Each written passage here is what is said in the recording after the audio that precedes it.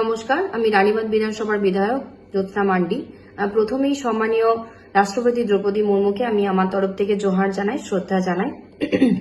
উনি বঙ্গ সফরে এসেছিলেন এবং বঙ্গ সফরে এসে যা স্পিচ দিয়েছেন, যা বক্তব্য রেখেছেন, আমরা অধীর আগ্রহে শোনার জন্য অপেক্ষা করছিলাম ওনার বক্তব্য। কিন্তু ওনার বক্তব্য শোনার পর সত্যি আমরা হতাশ হয়েছি। উনি বঙ্গ সফরে এসে বলেছেন যে উনি বাংলার মেয়ে, ওনার খুব খারাপ লেগেছে, ওনাকে আটকানো হয়েছে, মানুষজনকে আটকানো হয়েছে আসার জন্য, এবং তার সাথে সাথে ওনাকে চিফ মিনিস্টার রিসিভ করতে যাননি এবং মন্ত্রিসভার মন্ত্রীরাও রিসিভ করতে যাননি। তিনি আরো বলেছেন যে এখানে আদিবাসীদের কেউ বিকাশ হতে দেয় না, আদিবাসীরা একজোট হয়ে থাকুক কেউ চায় না, আদিবাসীদের মধ্যে শিক্ষা হোক কেউ চায় না। আদিবাসীদের মধ্যে কি বিকাশ হচ্ছে? উনি তো দেখতে পাচ্ছেন না। আদিবাসীরা কি সুযোগ সুবিধা পাচ্ছেন? ওনার তো মনে হয় দেখতে পাচ্ছেন না। তিনি এই কথাগুলো বলেছেন। সত্যি এই কথাগুলো শুনে আমরা যারা আদিবাসী আছি, যারা পশ্চিমবঙ্গ সরকারের মাননীয় মুখ্যমন্ত্রীর যে সমস্ত ডেভেলপমেন্টগুলো আছে, আমরা যারা সুযোগ সুবিধা পাচ্ছি, আমাদের সকলের খুব খারাপ লেগেছে। প্রথম কথা, ইচ অ্যান্ড এভরি পার্সনের যদি আপনাকে দেখতে হয় বিকাশ, সুযোগ সুবিধা, হেলথের দিক থেকে, পড়াশোনার দিক থেকে, রাস্তাঘাটের দিক থেকে, ঘরের দিক থেকে, পানীয় জলের দিক থেকে, গ্রাম টু গ্রাম ডেভেলপমেন্টের দিক থেকে, কমিউনিটি হল থেকে শুরু করে সমস্ত কিছু আপনাকে বাঁকুড়া, পুরুলিয়া, পশ্চিম মেদিনীপুর, ঝাড়গ্রাম, মালদা, উত্তরবঙ্গ এসে আপনাকে দেখে যেতে হবে। আপনি কথাও বলেছেন যে অনারেবল চিফ মিনিস্টার এবং তার মন্ত্রিসভার মন্ত্রীরাও আপনাকে রিসিভ করতে যাননি।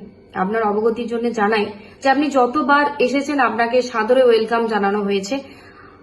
অনারেবল চিফ মিনিস্টারের আদেশে কখনো বীরবাহা, কখনো আমি আপনাকে রিসিভ করতে গেছি, আপনাকে সিওপও করতে গেছি। আপনার এই স্পিচে আমাদেরও খুব দুঃখ লেগেছে।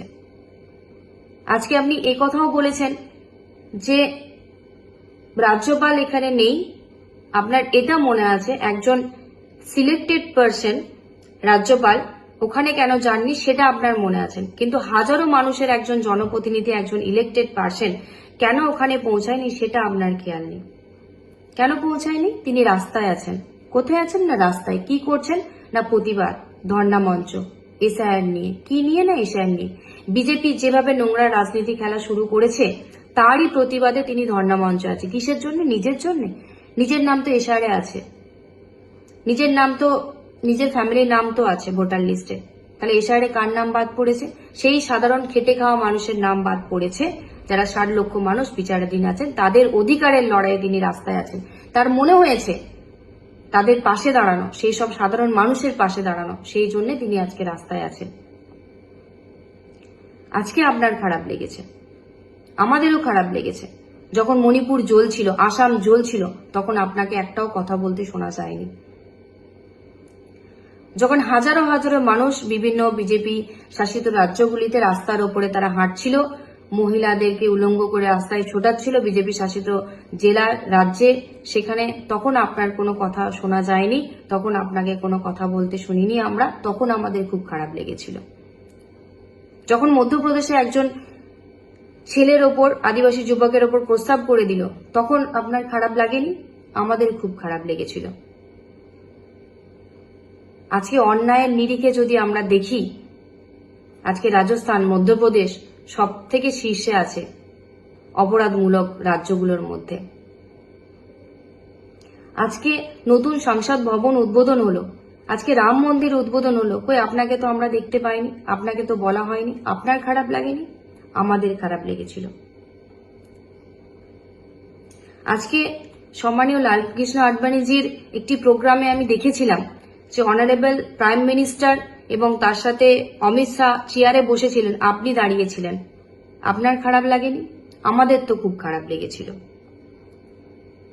আজকে পশ্চিমবাংলায় বিরোধী দলনেতা, বিজেপির লিডাররা যখন যা খুশি বলছে, আমারই সহকর্মী একজন বিধায়ক মহিলা, একজন পুরুষ, তাদেরকে জুতোর তলায়, পায়ের তলায় রাখার নিদান দিয়েছেন। আপনার কথাটা খারাপ লাগেনি? আপনার মুখে তো প্রতিবাদের সুর দেখিনি আমরা। আমার খারাপ লেগেছিল। যখন আপনাকে কটূক্তি করা হয়েছিল তখন কিন্তু অনারেবল চিফ মিনিস্টার প্রতিবাদ করেছিলেন, আমরা প্রতিবাদ করেছিলাম। যখনই যা ঘটনা ঘটেছে আমরা কিন্তু প্রতিবাদ করেছি। আপনাদের মুখে কোথাও তো কোনো সুর শুনিনি।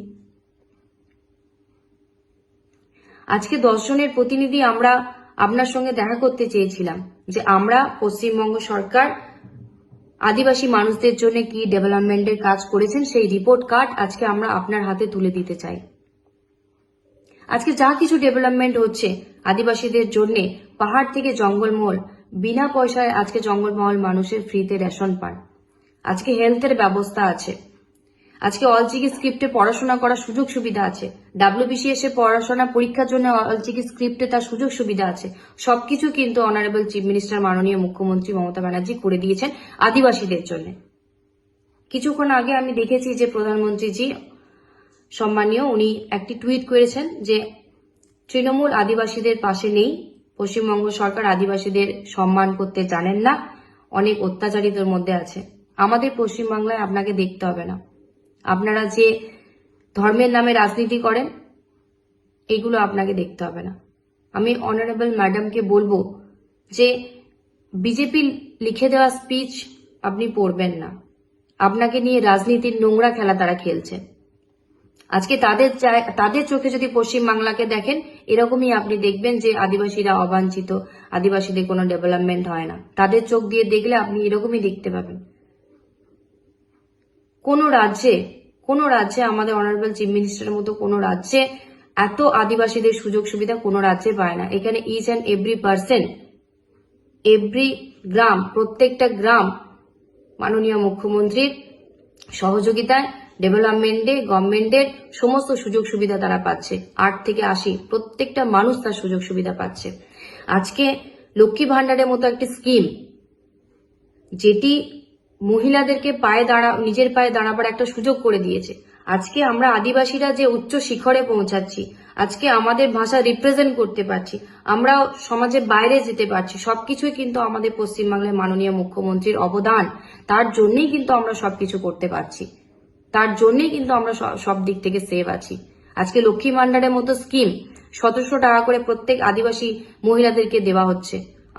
আমার একটাই প্রশ্ন আপনার কাছে, আপনার মাধ্যমে, যে আজকে পবিত্র হাউসে আমরা অপরাজিতা বিল নিয়ে এসেছিলাম নারীদের সুরক্ষার জন্য। যারা অপরাধমূলক কাজ করবে তাদের কঠোরতম শাস্তির জন্য অপরাজিতা বিল নিয়েছিলাম, এটাও আপনার টেবিলে আটকে আছে। আজকে পবিত্র হাউসে আমরা যারা আদিবাসী আছি তারা সান্না ধরম কোড নিয়ে আসার জন্য আমরা একটা বিল পাশ করেছিলাম, সেই বিলটাও কিন্তু আপনার কাছে আটকে আছে, কেন্দ্রে আটকে আছে। সেটাতেও কিন্তু আমাদের খারাপ লাগছে। আজকে লক্ষ্মী ভান্ডারের মতো যে স্কিম আছে সেই স্কিমে অনারেবল চিফ মিনিস্টার সহযোগিতা করছেন। আমার মাধ্যমে আপনার কাছে থাকবে প্রশ্ন, আপনি অনারেবল প্রাইম মিনিস্টারকে যে বলুন যে সহযোগিতার হাত বাংলাকে বাড়িয়ে দিতে, যে কেন্দ্র সরকার বিভিন্নভাবে জল জীবন মিশন, আবাসের টাকা, 100 দিনের টাকা, রোডের টাকা যেভাবে আটকে রেখেছে, সহযোগিতার হাত বাড়িয়ে দিক আমাদেরকে। এবং লক্ষ্মী ভান্ডারের মতো স্কিমে 50% তার সহযোগিতার হাত বাড়িয়ে দিলে আমরা খুব খুশি হব। বিজেপি প্রধানমন্ত্রী থেকে শুরু করে যারা লিডাররা আছে তারা বিভেদের রাজনীতি করছে, অনেক রকম কথা বলছে। আমি আপনাকে বলবো আমাদের হয়ে আপনি এই সুযোগটা করে দিন এবং আমাদের প্রতিনিধিকে আপনার সঙ্গে দেখা করার সুযোগ করে দিন। আমরা যা রিপোর্ট কার্ড তৈরি করেছি বিগত 15 বছরে আদিবাসী মানুষদের জন্য, আমাদের honourable CM chief minister Mamata Banerjee আদিবাসীদের জন্য যে অক্লান্ত পরিশ্রম করে সহযোগিতা করে চলেছেন সেই কার্ড আপনাকে তুলে দিতে চাই। মমতা ব্যানার্জি আমাদের সাথে ছিলেন, আদিবাসী মানুষের পাশে ছিলেন, থাকবেন, আগামী দিনও থাকবেন।